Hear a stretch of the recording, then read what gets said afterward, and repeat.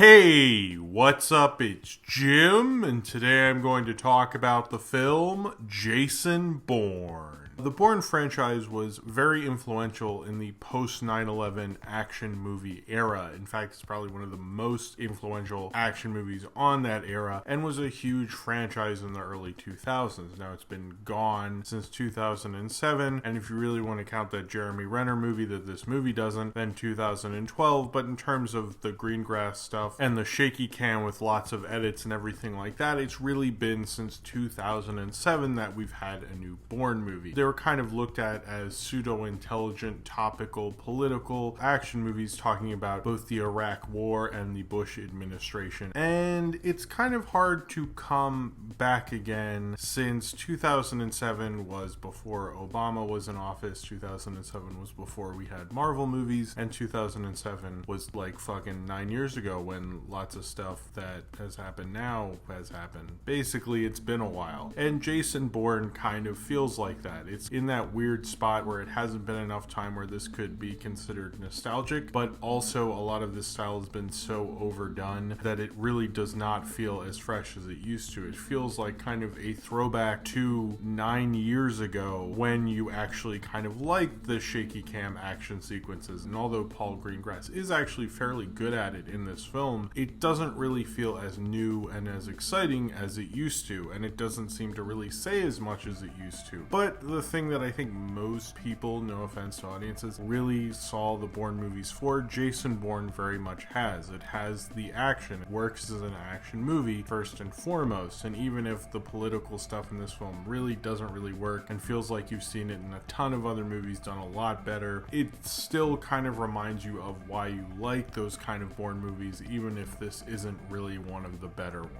After a decade in the movie continuity, although it's been 9 years in real life continuity, so either this movie takes place in the future or the past or sometime. I'm not exactly sure why the decade thing, or why do I even give a shit? Who knows? After a decade of Jason Bourne being disappeared and off the grid, he finally shows up again after his friend Julia Stiles reveals new information about his father, and Jason Bourne is trying to remember why he was recruited and even more information that he thought he forgot but now can remember and shit, and goes on a mission to find that. And at the same time, the government is trying to launch Operation Iron Hand, which, if it is created, will be able to hunt people down anytime, anywhere, using all sorts of technology to hunt down anyone if they would like. And Bourne kind of stumbles on that while he's also trying to figure out who'd killed his father and hunt them down before the government can hunt him down, so he can hopefully stop this operation and find out what exactly his father's role was in getting him recruited and why exactly he was killed. One of the things that I was kind of most surprised by while watching Jason Bourne was actually liking the kind of shaky cam action sequences that Paul Greengrass is very much known for, which, to be honest, I didn't really like at the time at all. But in retrospect, I actually kind of like how Paul Greengrass does it. But the thing Paul Greengrass doesn't seem to get to work as well is getting these sequences to feel fresh and alive after we've seen these kind of fast-cutting shaky cam action sequences. In certain sequences, particularly an end fight that Jason Bourne has with Vincent Cassel or whatever, that sequence was actually really, really good, and it showed the impressionistic editing and shooting that Paul Greengrass is really known for. And there were a couple fight sequences like that where I was like, this is actually really good. Most of the time when you do the let's have shaky cam with quick editing, you're trying to kind of cover up having a badly choreographed sequence, and in certain sequences you're like, it looks like they did a million shots with this, but it actually kind of works and has a rhythm to it, whereas most of them it just looks like they're trying to cover up their shitty fight choreography. And this movie doesn't have that, but some of that is the staging of the action sequences themselves. They just come off as kind of more big action movie kind of sequences rather than Bourne action sequences, particularly a car chase in Las Vegas, which most people are criticizing, particularly because it feels very much like something out of the Fast and the Furious, but Paul Greengrass shoots it in a typical Paul Greengrass way, which is almost kind kind of like if Paul Greengrass is going to sell out, he's going to sell out in his own style. In the car chases, there's one early on where Julia Stiles and Jason Bourne are riding on a motorcycle, and that's actually fairly well done. And they actually kind of show you how that kind of style can work. It looks like it takes a lot of work and a lot of editing and a lot of patience, but there's actually some artistry going on with it, which I don't think you get through most of it. Most of the time it's done in a really pathetic, shitty way. And it kind of made me go, oh hey, this style wasn't all that bad, but I still remember not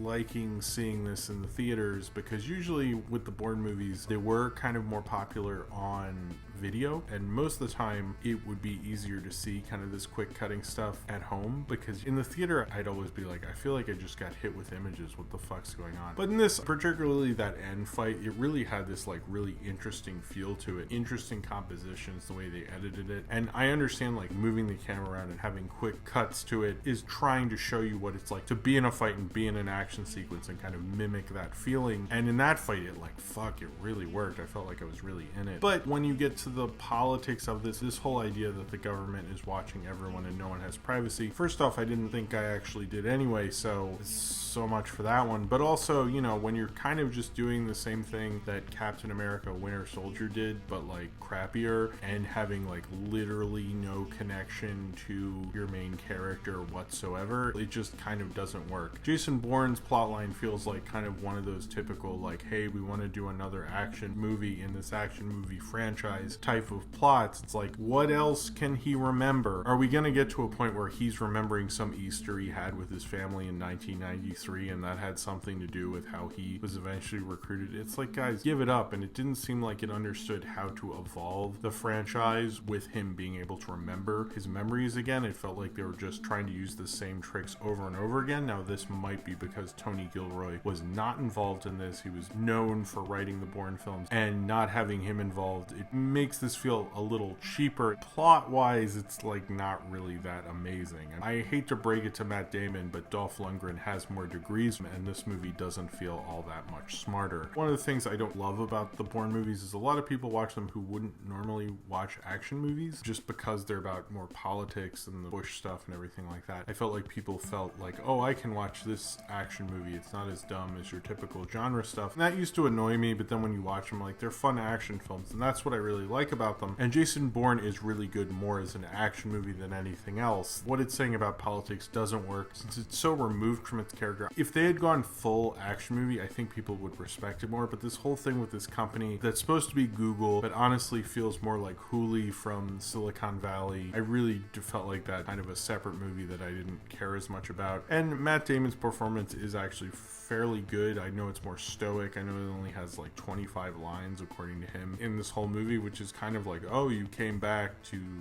not say much. Cool. He's actually really good at it. I think Matt Damon's a far more versatile actor than people usually give him credit for. But I think with this film, he does a really physical kind of performance. This is more about him using his physicality, which is a hard thing for a lot of actors to do, especially in action movies. A lot of actors try to do it, but Matt Damon feels like someone who's been in a lot of action movies and understands how to use that physicality to really tell the story. So it's almost like he doesn't really need to say that much anyway, and it kind of works for the character and the overall thing. However, the main star of this is Alicia Vikander. I actually kind of liked her. I know her accent's like, is she really American, or does it sound like she has something in her throat? I don't get it. I very much like following her character throughout this film. Tommy Lee Jones is amazing. He's just so good at being Tommy Lee Jones and being pessimistic and cynical that no one has any right to even try to do what Tommy Lee Jones does, because he's amazing, especially at being a villain. The Bourne movies I was never as into, but I think what this film is maybe a little more honest in what it's trying to be is that it's primarily an action film. And I think when I think of the Bourne films, I mainly remember the action. I don't remember the politics, and to be honest, I used to find the politics kind of eye-rolling. And I don't think this is really saying anything about Obama's America necessarily, the way the other ones said things about Bush's America. I'm not saying they have a liberal agenda, or maybe I am. I'm just saying I feel like they could have maybe done a little more with that, and doing this kind of tech thing didn't feel right, but it also didn't feel right to the character. You know, you want to transcend these franchises and make them be more and make them continue on. You really have to understand how to do that. And James Bond, it didn't feel like to most people would live on past the 60s, and it managed to do that through the Roger Moore films. Now, I'm not going to say that all of those films are amazing cinematic masterpieces, but they found a way to do it. And I don't think Jason Bourne Bourne shows that this franchise really knows how to do that. It feels like part of a bygone era. It feels like a part of action movies that we've already moved past, and partly because it was so influential, but Bond was that way as well. And even though Jason Bourne ended up influencing Bond, particularly Casino Royale and very much Quantum of Solace, but not Skyfall and Spectre, we've kind of moved on from it, and Jason Bourne and the Bourne movies need to justify being around anymore. And I don't know if this movie necessarily did, but it still gave us a very entertaining action movie. And at the end of the day, what did you want more of? Did you want the Bourne movies to really say something about politics in 2016? Did you want them to say something about foreign policy, which I don't really think they do, other than like, let's get out of here before people find out what we're doing, which I guess is America, like always. This is just not the kind of film that I think reaches the heights of the Bourne film, but it reaches a fine, entertaining kind of a Bourne movie that you will be fine with. It's not as bad as the Bourne Legacy, but it is a little surprising after someone like Paul Greengrass did something like Captain Phillips, so he would come back and do something like this. It does feel like it's like, are you trying to be a big Hollywood director? And this feels more like the big Hollywood Bourne movie, to be honest, but it's a big Hollywood entertaining Bourne movie, and I don't really have a problem with that. In fact, I kind of find it a little more honest, because that's what these films were. You can dress them up and you can act like they meant more than they did, and that was never the case with the Bourne movies. They're just kind of fun action movies, and maybe Jason Bourne is a little more honest. Maybe that's the only thing that really works about it anymore, or maybe that's the only thing they could get to work about it anymore, or maybe that's the thing they should have just really stuck with, because the whole thing about cyber stuff didn't really work as well. And I kind of honestly wish they just stuck with that, and maybe that's the proper way they could evolve it. But regardless of all that, they made a fun, entertaining action Bourne movie.